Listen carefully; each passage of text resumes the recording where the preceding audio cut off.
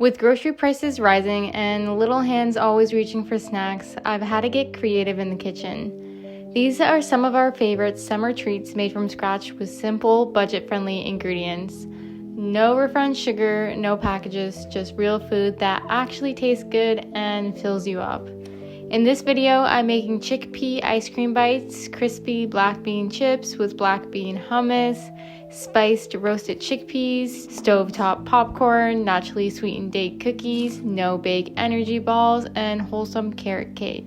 These are easy, nourishing snacks that both kids and adults love, and they're all made with ingredients you probably already have at home. So without further ado, let's get into the recipes. And as always, the recipes will be timestamped down below if you want to jump to a specific one, as well as that all of the recipes will be written in the description. The first recipe in today's video is date cookies. I've been making a form of these cookies for 5 or 6 years now, and when I say like a form is because I kind of play around with what I put in it. Sometimes, even though I call them date cookies, I use dates. Sometimes I use banana for the sweetener, maple syrup, honey. So it's one of those recipes that are very versatile, like most of the recipes I make. Today I'm also adding coconut in it, but in the past I added shredded carrot to make it like a carrot cake cookie, different nuts and seeds. But we're keeping it simple today. I started off by soaking my dates in hot water. Now, if you can get your hands on good fresh dates, then you won't have to do this, but because I live in Canada, the dates we have here that I at least find at the store are always dry and brittle, but you want them to be more gooey because that way it acts as a binding agent for the cookies. So I just submerged it in hot water and let it sit for 10 minutes, or you could also boil it in a pot of water. And then I set this to a side, and then in the blender, I added 4 cups of oats because I'm doubling this recipe because I also want to make protein balls or like energy balls out of it. And then I added a cup of peanut butter, and then after the dates were done soaking, I added the dates along with some of the water just to help again bind it all together.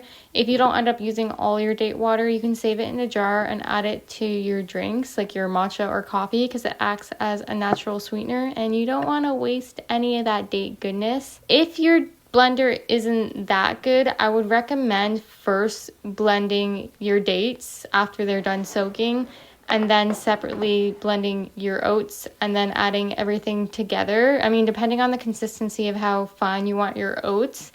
But if you add it all at once, your blender can kind of struggle blending it together if you don't have a decent blender. Now, my blender isn't the best, but it isn't the worst, and it did the trick, but it was definitely struggling at the end, so that's why I mixed it all together in the bowl. And then once they're all done, you just want to form them into circle shapes and then press them down like this and bake it in the oven at 350 for 10 minutes. And what I did with the rest of the mixture is I formed them into little balls and then I froze them because I'm weird like that and I like to eat my energy balls frozen, especially on hot days now that we're in summertime. And so it's the same thing as the cookies, just it's not cooked. So it tastes a little bit different, and I personally like when they're frozen. It's like a little frozen treat on the hot days.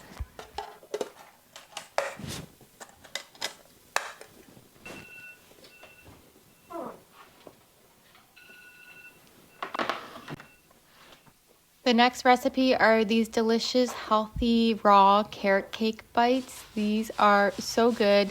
This recipe I actually found off of Pinterest. This is probably one of the more expensive recipes just because it does call for cashews and walnuts, which can be more expensive. However, when you buy them in bulk, they really aren't too expensive, and we were actually fortunate enough that my mom gifted us a huge bag of cashews from Costco. If you don't know, she is Jehovah, so instead of giving gifts on birthdays and Christmas and things like that, she just gives us gifts kind of sporadically. And for us, she knows that we love cooking and food's important to us as well as health, and she gifted us a bunch of groceries from Costco a couple months back, and we use them very sparingly so they last us a long time.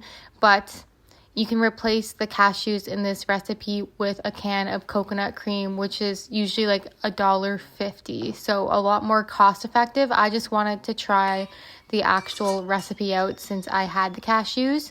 So similar to the date cookies, I started off by soaking 1 cup of dates. Again, this just helps make them more nice and juicy, and it acts as a binding agent more that way. And then I added 1.5 cups of walnuts, and this is going to be the base of the carrot cake. I then blended it all together until it was a crumb-like consistency, took out my pan, and then oiled it. You don't need a pan this big. Actually, a smaller one is preferred, but we don't have a lot of stuff in our kitchen, especially for the fact of how much we cook and bake. So I just made it do in this pan, but half the size would be better. And then I oiled it up with coconut oil just to prevent sticking. Put the walnut and date crumble in there and then pushed it down with my fingers before moving on to the next step, which was blending all the ingredients for the middle layer, which was 3 cups of shredded carrots, a cup of unsweetened coconut, a dash of vanilla, a dash of cinnamon, ginger, nutmeg, and a pinch of salt. And yeah, just mix that all on up in the blender and then press that on top of the base layer and then put that into the freezer before working on the cashew icing.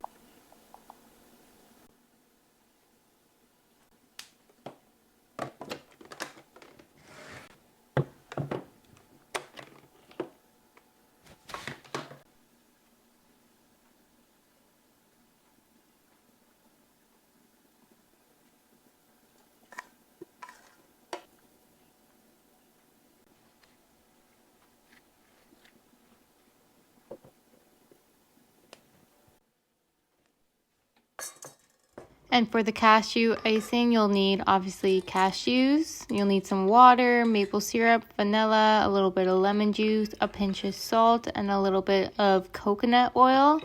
I started off by boiling a cup of cashews for roughly 5 minutes. This does the same thing as adding hot water to the dates. It just softens them and make them easier to blend. You could also soak them the night before, but I am notoriously bad for forgetting to soak my cashews when I'm using them in a recipe, so boiling them will do the same thing.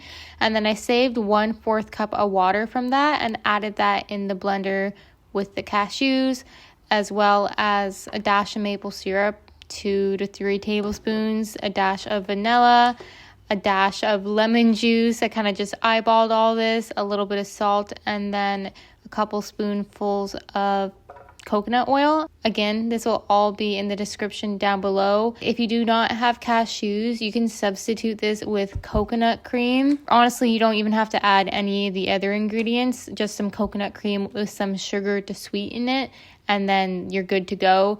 For the coconut cream, or even if you use coconut milk, I would just put it in the freezer a little bit before so it kind of thickens up. That way when you put it on, it's easier to spread and it doesn't just come out like a liquid. And then I would store these carrot cake things in the freezer. If you do the cashew way, the cashew icing, you can store them in the fridge or the freezer, depending how you like them. Once your frosting is all blended up and looking as creamy as this and so delicious, just put it on top of your carrot base and then pop it into the fridge or freezer. And then optionally, I also topped mine with more shredded coconut, as well as I crunched up some walnuts on my hands, not on my hands, and put that on top. And like I said, put it in the freezer, and then I cut it up after it was frozen just to prevent it from falling apart. And these were so good. They were a little bit sweet from the maple syrup and dates, but not too sweet. And the cashew frosting was so creamy and delicious. Can you guys guess what my next snack recipe is by the shots? Yes, you're right. Another hummus recipe. If you're new here, then, well, hello, my name is Jill, and I am confessing my obsession with hummus. I eat it basically every day, and if I only have one snack on hand, it's hummus and carrots or hummus and crackers. It's just so easy to make and honestly so delicious and filling because it's full of fiber protein, healthy fats.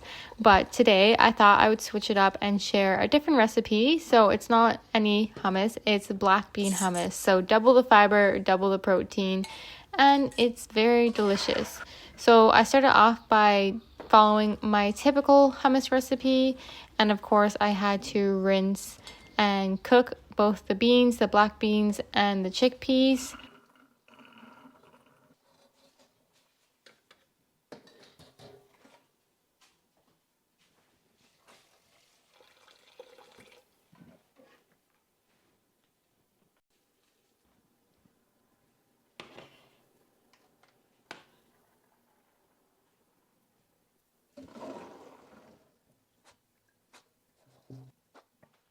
Once they were all cooked and ready to go, in my blender, I added roughly 2 cups of chickpeas. Everything's eyeballed because I make hummus so often, but I'll have the recipe down below. So 2 cups of chickpeas, 1 cup of cooked black beans, roughly 1/4 cup of tahini, a juice of 1 lemon, 2 garlic cloves chopped up, 2 tablespoons of olive oil in there, along with a dash of salt, chili powder, cayenne powder, paprika powder. And if you had limes instead of lemons, I honestly think this actually might make it taste even better, but I only had lemons on hand.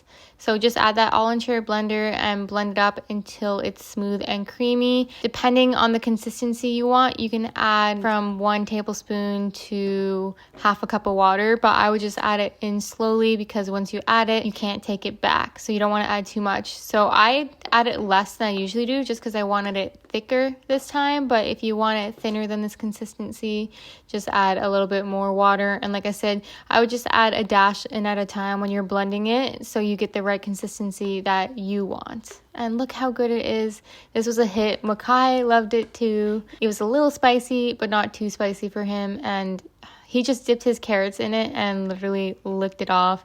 He is a big fan of hummus, just like me. And because I still had some chickpeas left, I decided to make some spiced chickpeas. These are great as a quick snack, again, full of fiber and protein, so they fill you up, and as well as great on a side of a lunch or in a salad. But I do honestly just eat them as a snack by the handful. So all I did was add just a little bit of olive oil in my pan to roast them. And then I heated up the olive oil, put the chickpeas in, and for spices, I kept it simple. I added a little bit of salt, a little bit of garlic powder, dill, and nutritional yeast. But you can really add whatever you like.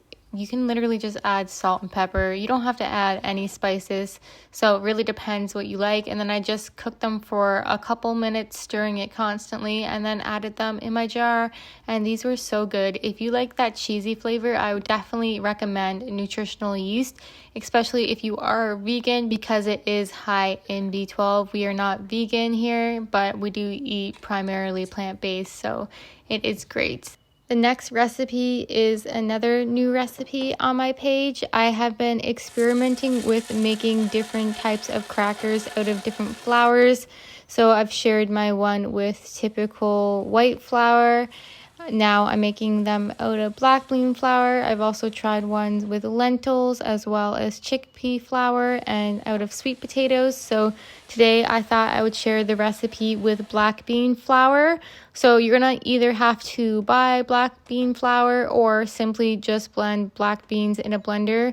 Again, my blender is not high speed. It's not the best blender around, although it's not bad. So the flour isn't as smooth as if you'd buy it, but it still does the trick, and I don't mind the little like clumps in my crackers. I actually kind of like it. When you're buying any alternative flour, whether that be oat flour, black bean flour, chickpea flour, it's always so much cheaper just to blend the thing yourself and make it. It is like triple the price to buy it rather than just to make it yourself. So it's way more cost efficient if you do have a blender and to blend it yourself. Once your flour is blended, I added 1 cup of my black bean flour into the bowl along with a dash of salt and 2 tablespoons of olive oil. And then I measured out 1.5 cups of water and just added it slowly to get the consistency that I wanted, where they're gooey and they stick together, but not too wet. So I would say I probably only ended up adding half of that into it. but you can just really eyeball this when you're making it. And then I grabbed my baking sheet lined with my silicone baking mat and took out the batter, put it onto the baking mat, and then flattened it with a fork, which you can see me doing here. You can make them thinner if you want, or as thick as desired. This is really, again, up to you. And you can even make a larger batch of this if you want to kind of batch prep this, but I find these crackers do taste best when they're fresh or only a couple days old. So once you're all ready to go, you can put it into the oven at 350 for 10 minutes and then take them out and then flip them and put them in for another 10 minutes, and then they turn out nice and crispy. These are great paired with homemade salsa or guacamole. We don't have guacamole too much just because the avocados here are never the best quality and way overpriced, but we do eat it a lot with salsa, and I'll actually link my video down below of my recipe on how to make salsa, because I did a whole in-depth video with my mom on our recipe instead of adding the recipe again in here. So if you're interested in that, just check out the description and it will be down there. While I was waiting for my black bean chips to cook, I decided to take my carrot cake out of the freezer because it was hard enough to cut, and I just cut it into squares before putting it back into the fridge to eat later.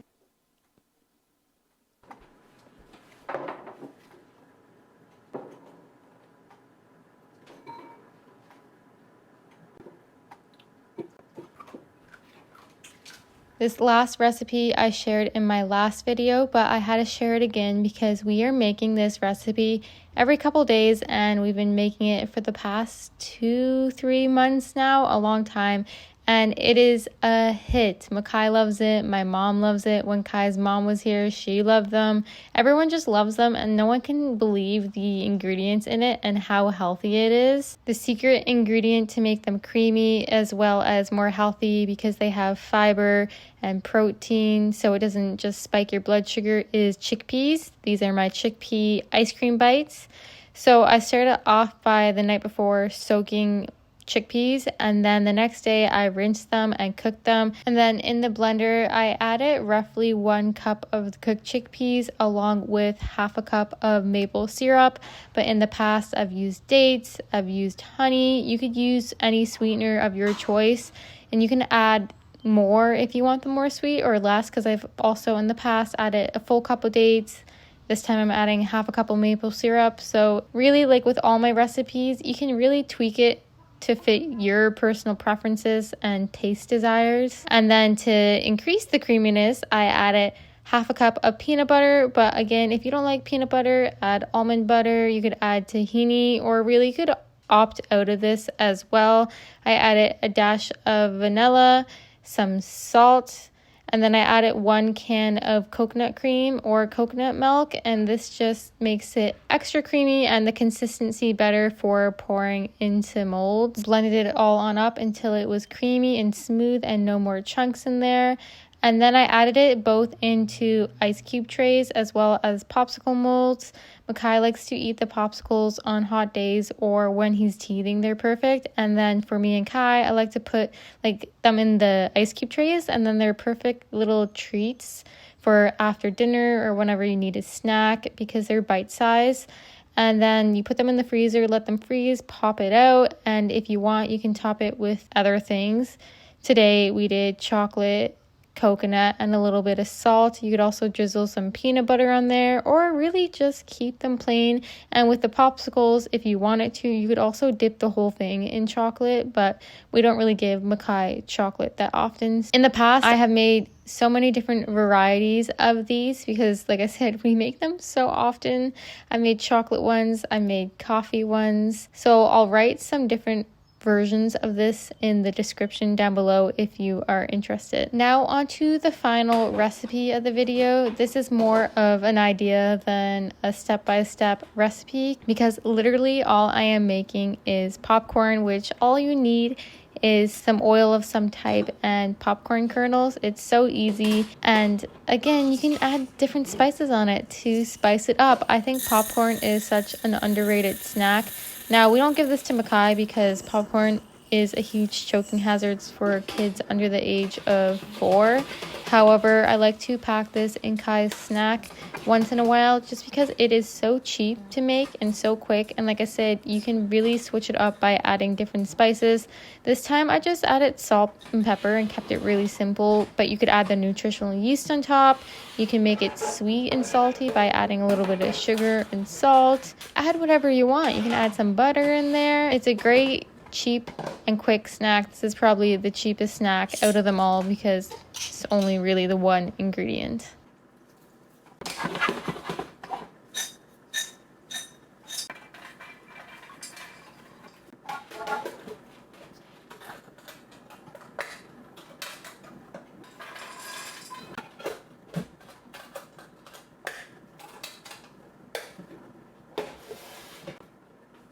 And that's it for our favorite summer snacks. Simple, nourishing, and made with love from ingredients you probably already have at home. If you found this helpful or inspiring, don't forget to subscribe for more homemade recipes and slow living content. And if you know a parent or friend who's always on the hunt for better snacks, share this video with them. It helps more than you know, and I appreciate it so much. Really, truly, every single one of you guys. Thank you for being here, and with that, I'll see you in the next video. Bye for now.